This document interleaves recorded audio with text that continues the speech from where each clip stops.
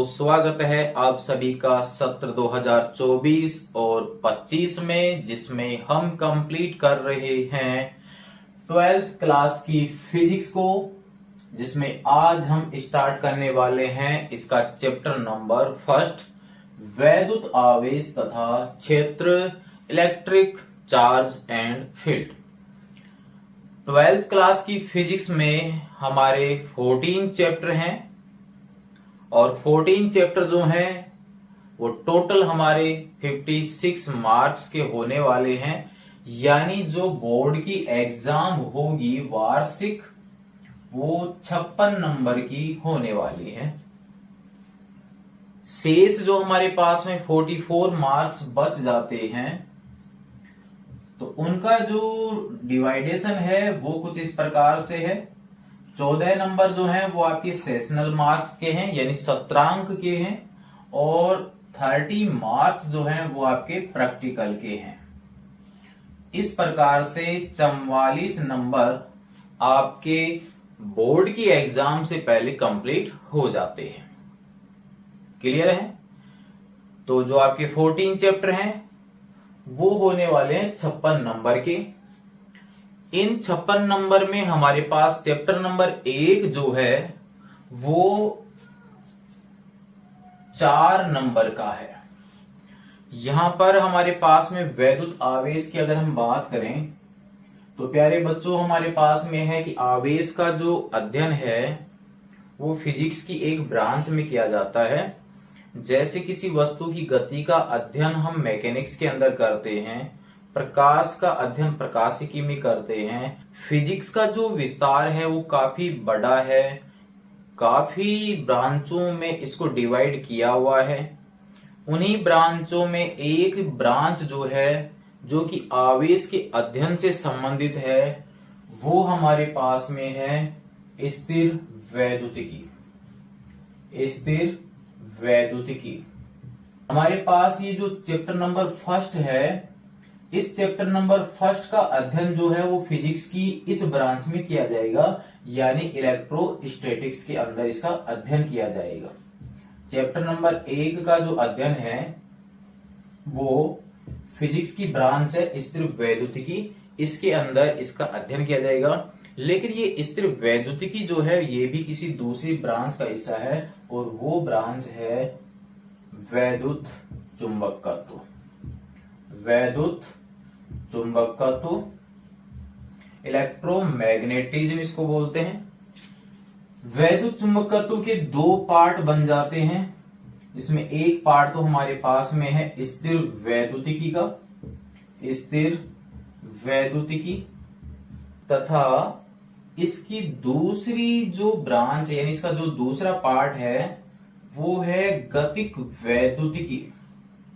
गतिक वैद्युतिकी या धारा वैद्युतिकी, ये भी इसको बोला जाता है।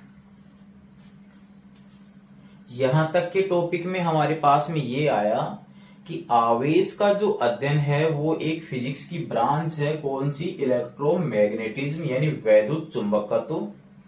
और वैद्युत चुंबकत्व को भी 2 पार्टों में डिवाइड किया गया, जिसमें से एक ब्रांच आपकी बन जाती है स्थिर वैद्युतिकी और एक बन जाती है गतिक वैद्युतिकी या धारा वैद्युतिकी। पार्ट हो गया इलेक्ट्रोडायनेमिक्स। यहाँ पर ये जो फर्स्ट चैप्टर है उसका अध्ययन इस ब्रांच में होगा। तो फिर हम थोड़ा ये समझें कि इस ब्रांच में कौन से आवेशों का अध्ययन होगा, क्योंकि ये दोनों जो पार्ट हैं उनमें अध्ययन तो किसका होने वाला है? आवेश का, क्योंकि ये आवेश वाली ब्रांच से ही रिलेटेड है। यहाँ पर आप ध्यान दीजिए, ये फिजिक्स की ये जो ब्रांच है इलेक्ट्रोस्टैटिक्स, इसमें आवेश का ही अध्ययन किया जाता है। ये जो इलेक्ट्रोडायनेमिक्स है इसमें भी आवेश का ही अध्ययन किया जाता है, लेकिन इसमें आवेश जो है वो स्थिर अवस्था में होता है, जबकि इस ब्रांच में आवेश जो है वो गतिमान अवस्था में होता है। तो इसका मतलब ये हुआ कि स्थिर आवेशों के मध्य कौन कौन से गुण होते हैं, स्थिर आवेश आपस में क्या क्या अन्योन्य क्रियाएं करते हैं, आपस में कौन कौन से बल लगाते हैं। स्थिर आवेश से संबंधित कंप्लीट अध्ययन जो है वो फिजिक्स की कौन सी ब्रांच में किया जाता है, इलेक्ट्रोस्टैटिक्स में। स्थिर वैद्युतिकी का जो पॉइंट है वो आवेश से रिलेटेड ही है। तो यहाँ पर हमें समझ में आ गया कि इस ब्रांच में स्थिर आवेशों से संबंधित कंप्लीट अध्ययन होने वाला है। इस ब्रांच में आवेश का ही अध्ययन है, लेकिन आवेश कौन सी अवस्था में है, गतिमान अवस्था में। यानी आवेश जब गतिमान अवस्था में होगा तो उसका कंप्लीट अध्ययन जो है वो फिजिक्स की कौन सी ब्रांच में किया जाएगा, इलेक्ट्रोडायनेमिक्स में। यहां तक मेरे हिसाब से आपके समझ में आ चुका होगा। यहां पर चैप्टर नंबर 1 और चैप्टर नंबर 2, इन दोनों चैप्टर का जो अध्ययन है वो फिजिक्स की इस ब्रांच में किया जाएगा। यानी स्थिर वैद्युतिकी जो ब्रांच है उसमें अध्ययन किया जाएगा चैप्टर नंबर 1 और चैप्टर नंबर 2 का। इसका मतलब ये है कि चैप्टर नंबर 1 और चैप्टर नंबर 2 में हम अध्ययन करेंगे स्थिर आवेशों का, कि अगर आवेश स्थिर अवस्था में हो तो वो कौन कौन सी घटनाओं को अंजाम देंगे, उनमें क्या क्या गुण होंगे, कौन से बल लगेंगे, क्या आपस में क्रियाएं होंगी, इन सब का अध्ययन चैप्टर नंबर 1 और 2 में करने वाले हैं। क्लियर है प्यारे बच्चों? इसका मतलब चैप्टर नंबर 1 और चैप्टर नंबर 2 एक यूनिट में आते हैं, और वो कौन सी यूनिट बना दी, स्थिर वैद्युतिकी के नाम से एक यूनिट अपने बना दी गई है, जिसमें अध्ययन करेंगे चैप्टर 1 और चैप्टर 2 का। तीसरे पार्ट का जो नाम है वो है विद्युत धारा, और विद्युत धारा की परिभाषा आपने कक्षा 10 में अध्ययन भी की होगी।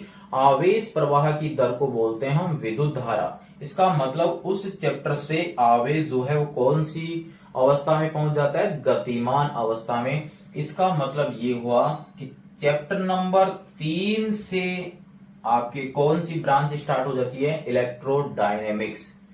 चैप्टर नंबर 1 से लेकर चैप्टर नंबर 8 तक कंप्लीट जो टॉपिक आपके रहने वाले हैं वो सब के सब आवेश से रिलेटेड ही हैं।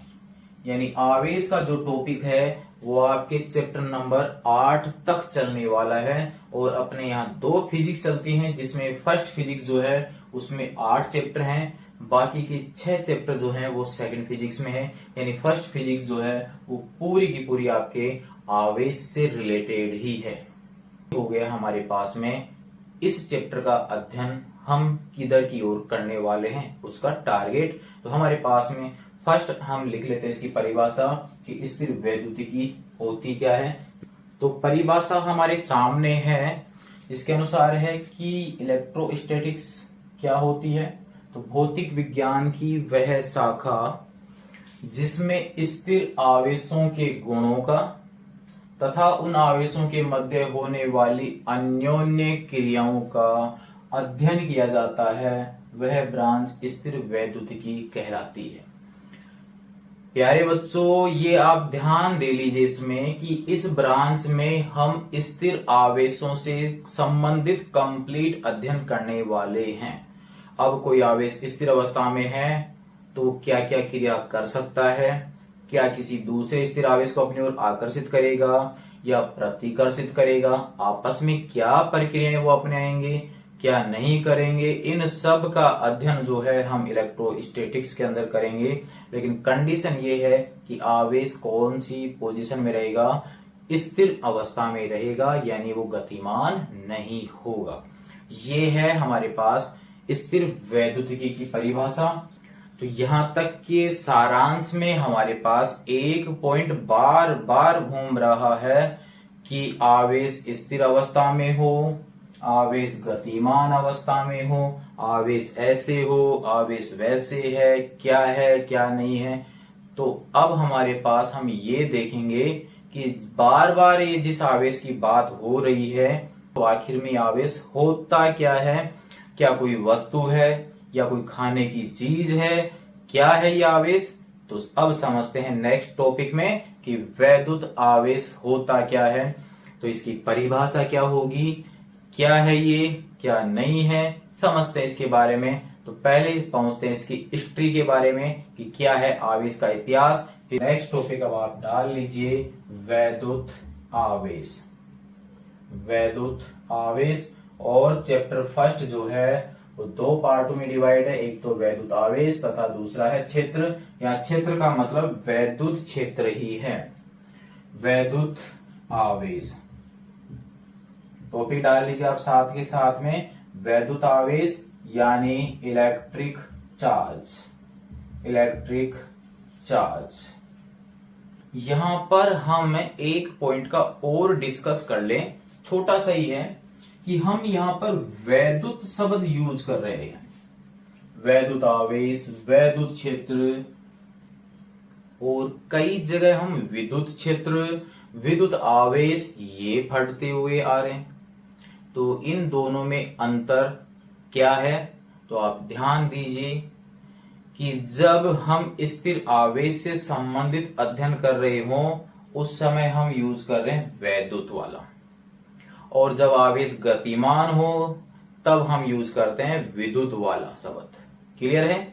तो इसका मतलब चैप्टर फर्स्ट और सेकंड में हम हर पॉइंट पर वैद्युत शब्द यूज करेंगे, जबकि थर्ड चैप्टर से हम विद्युत शब्द को यूज करेंगे। तो अब ये वैद्युत आवेश क्या होता है, इसके लिए पहुंचते हैं थोड़ा पीछे कि क्या है इसकी घटना, क्या नहीं है। तो यहां पर एक घटना की बात होती है जिसके अनुसार ये है कि 600 ईसा पूर्व, 600 ईसा पूर्व, 600 ईसा पूर्व का मतलब है कि जो सन अपने चल रहा है 2024, उसको हम पीछे लेते जाएं तो हमारे पास शून्य आएगा। शून्य के जस्ट बाद में 1 वर्ष, 2 वर्ष, 3 वर्ष ऐसे चलते जाएंगे। तो यहां पर हमारे पास में जो जीरो था उससे भी 600 वर्ष पहले की बात है। तो यहां पर 600 ईसा पूर्व ग्रीक देश या ग्रीस देश भी बोल सकते हैं, ग्रीस देश की एक नागरिक बोल सकते हो आप उनको, जो थे थैलस। अब उन्होंने ये पाया कि एक पदार्थ है एम्बर, एम्बर या जिसको अंबर भी बोलते हैं,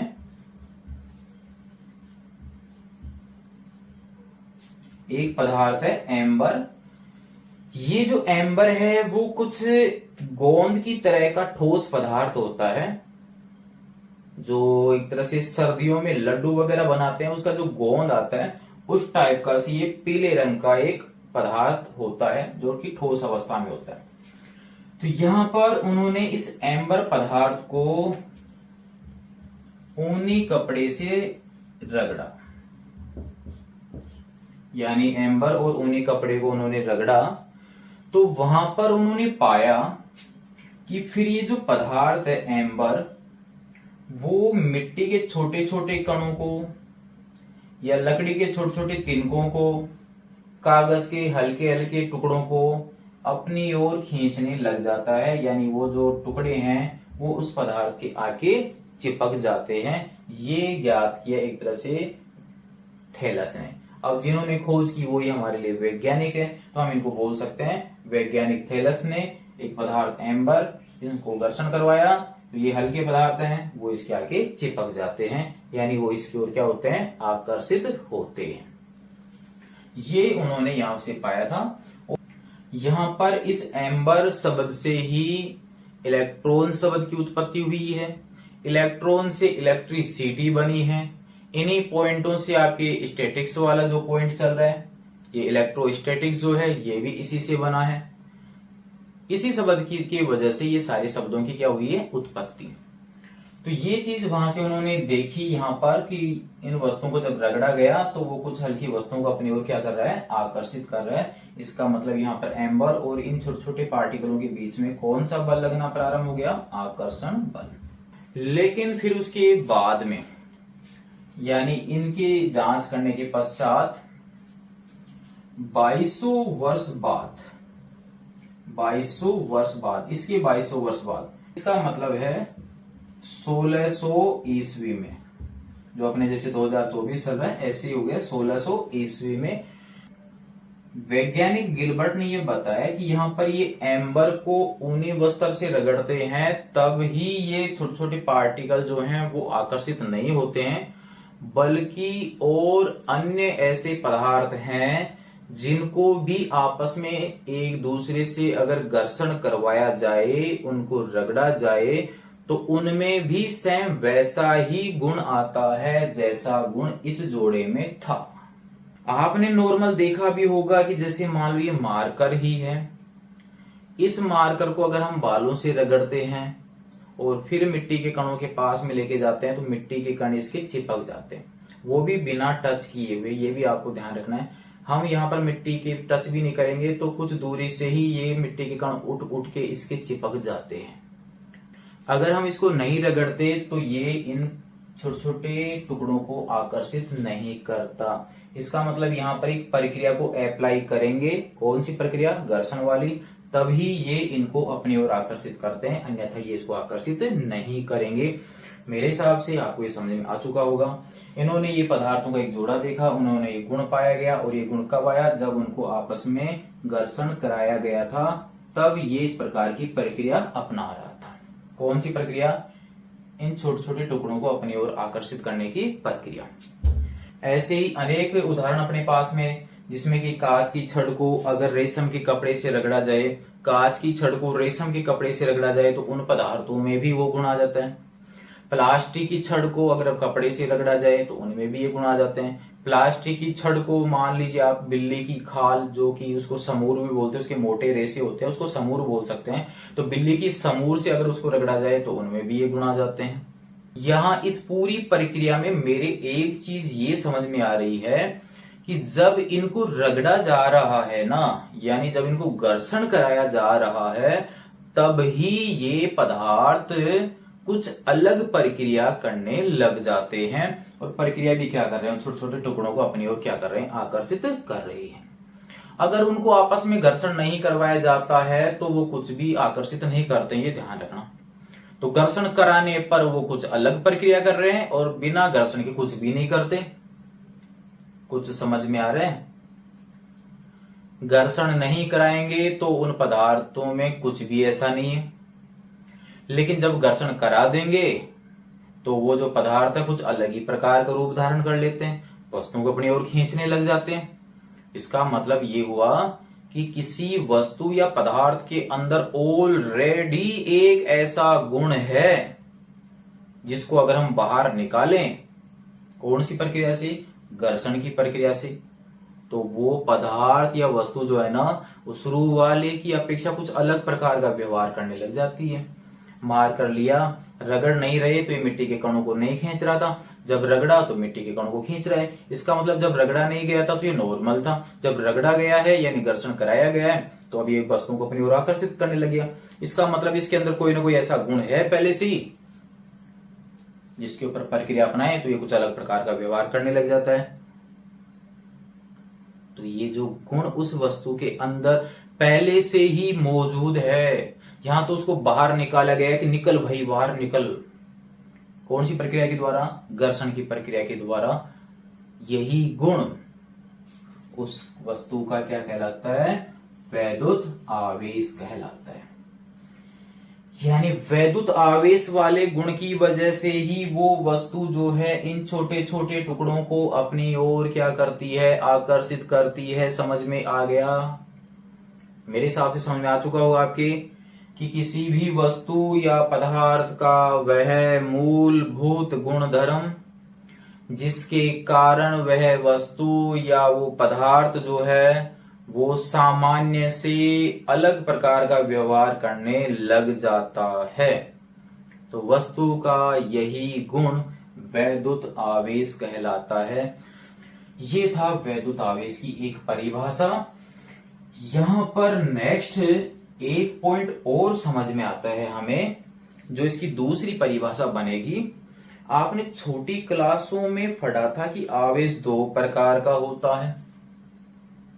अब होता है या नहीं होता ये भी जांच करेंगे हम। इससे जस्ट इसे आगे वाला ही पॉइंट लेंगे कि आवेश के प्रकार कितने होते हैं, यानी आवेश कितने प्रकार का होता है। लेकिन पहले से पढ़ा हुआ थोड़ा बहुत, तो वहां से तो कन्फर्म है कि आवेश 2 प्रकार का होता है। हम तो यहाँ पर प्रूफ करेंगे कि आवेश कितने प्रकार का होता है, 2 प्रकार का।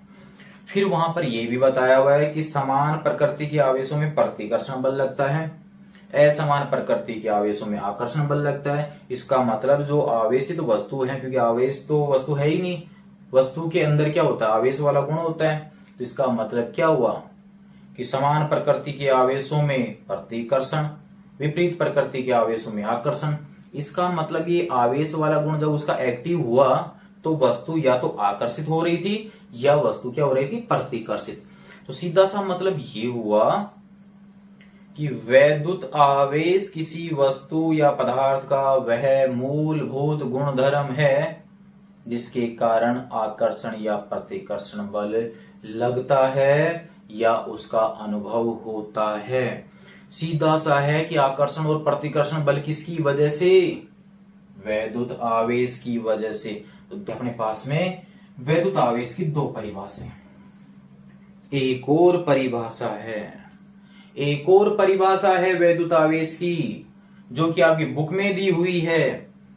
अभी हमने एक उदाहरण समझा था मार्कर वाला। इस मार्कर को अगर हम बालों से रगड़ते हैं और जब मिट्टी के कणों के पास ले जाते हैं, मान लीजिए हाथ के ऊपर मिट्टी पड़ी हुई है, और जब आप इसको यहाँ इसके पास ले जाते हैं तो ये कुछ दूरी से ही इन मिट्टी के कणों को अपनी ओर खींच लेता है। इसका मतलब है कि इसको रगड़ने पर इसके अंदर वो आवेश वाला गुण एक्टिव हो चुका, और इसका जो प्रभाव है आवेश का वो इस पेन तक ही नहीं है बल्कि कुछ दूरी तक भी है। तो कुछ दूरी पर था तभी तो इसको अपनी ओर खींच लेता है। इसका मतलब इसके चारों तरफ, यानी इस आवेश के चारों तरफ एक ऐसा प्रभाव क्षेत्र बन चुका है जिसमें वो छोटे छोटे जो कण थे वो बल अनुभव करने लग गए, यानी इसका प्रभाव फैल गया चारों तरफ से। इस आवेश के चारों तरफ भी एक ऐसा क्षेत्र होता है जिसमें अगर कोई दूसरा आवेश आ जाता है तो या तो वो आकर्षित होने लग जाता है या प्रतिकर्षित होने लग जाता है। उस क्षेत्र को वैद्युत क्षेत्र कहते हैं। बाकी वैद्युत क्षेत्र का तो पूरा पार्ट ही है, अपने सेकंड पार्ट ही इस चैप्टर का कौन सा है, वैद्युत क्षेत्र, वहां पर समझेंगे पूरे तरीके से। लेकिन फिलहाल परिभाषा समझने के लिए हम ये देख रहे हैं कि किसी आवेश के चारों तरफ एक ऐसा प्रभाव क्षेत्र उत्पन्न हो जाता है जिसमें दूसरा आवेश या तो आकर्षित होने लग जाता है या प्रतिकर्षित। उस क्षेत्र को हम क्या कहते हैं, वैद्युत क्षेत्र। तो वो वैद्युत क्षेत्र किसकी वजह से उत्पन्न हुआ, वैद्युत आवेश की वजह से। जब ये आवेश गतिमान हो, आवेश कोई वस्तु नहीं है, ये ध्यान रखना, आवेश वस्तु नहीं है, वस्तु के अंदर आवेश का गुण होता है। जब ये वस्तु ही चल रही है इसका मतलब आवेश चल रहा है, ठीक है। तो जब आवेश गतिमान हो तो वहां पर चुंबकीय क्षेत्र उत्पन्न होता है, और स्थिर अवस्था में हो तो वैद्युत क्षेत्र उत्पन्न होता है। स्थिर अवस्था में विद्युत क्षेत्र होता है और गतिमान अवस्था में विद्युत क्षेत्र भी होता है और चुंबकीय क्षेत्र भी होता है। किसकी वजह से, आवेश की वजह से। तो एक परिभाषा ये भी कंप्लीट हो जाती है। वैद्युत आवेश किसी पदार्थ का वह मूलभूत गुणधर्म है जिसके कारण वैद्युत क्षेत्र और चुंबकीय क्षेत्र उत्पन्न होता है या उसका अनुभव होता है। वो गुण क्या कहलाता है, वैद्युत आवेश कहलाता है। ये हो गई वैद्युत आवेश की तीसरी परिभाषा, जो आपकी आज की क्लास को प्यारे बच्चों हम यहीं पर रोक रहे हैं। आज की क्लास में हमने जाना कि इलेक्ट्रोस्टैटिक्स, इलेक्ट्रोडायनेमिक्स, इलेक्ट्रोमैग्नेटिज्म ये कौन सी ब्रांच है, इनमें किसका अध्ययन किया जाएगा, अपना जो चैप्टर है वो कौन सी ब्रांच से रिलेटेड है, आवेश क्या होता है जिसका गुणगान हम कर रहे थे कि आवेश स्थिर होगा, आवेश गतिमान होगा। तो उसके बारे में हमने ये समझ लिया कि आवेश किसी भी वस्तु का गुण होता है। आवेश खुद वस्तु नहीं है बल्कि वस्तु के अंदर वो गुण है, और उस गुण की वजह से वस्तु क्या करने लग जाती है, या तो अन्य वस्तुओं को अपनी ओर आकर्षित करने लग जाती है या प्रतिकर्षित करने लग जाती है। अब तक के उदाहरणों में तो हमें सिर्फ ये पता चला कि वो वस्तुओं को क्या कर रही थी, आकर्षित कर रही थी। नेक्स्ट क्लास में हम देखेंगे कि यहाँ आकर्षण बल ही नहीं लगता बल्कि प्रतिकर्षण बल भी लगता है। इसका मतलब आकर्षण बल तो है ही है जो हम यहाँ के उदाहरणों से समझे। नेक्स्ट जो कल क्लास आपको मिलेगी उसमें प्रतिकर्षण बल से संबंधित भी अध्ययन करेंगे। इसी आधार पर प्यारे बच्चों ये बोला गया है कि आवेश कितने प्रकार का होता है, 2 प्रकार का। क्योंकि ये कितने प्रकार का व्यवहार दिखा रहा है, दो प्रकार का, या तो आकर्षण करने का या प्रतिकर्षित करने का। इस कारण से आवेश कितने प्रकार का होता है? दो प्रकार का।